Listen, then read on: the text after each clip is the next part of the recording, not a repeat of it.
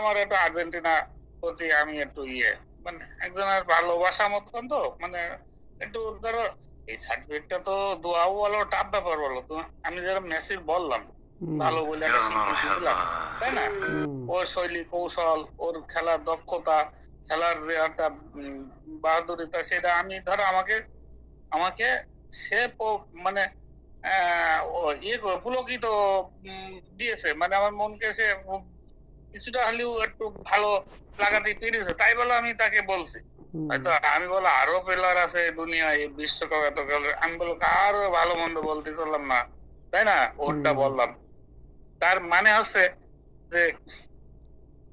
ওই ওই ওই আর কি একজন যাকে মনকে করতে পারবে সে যখন একটু খেলেছে আমার একটু শিখিয়ে দিত হ্যাঁ এটা ভালো প্লেয়ার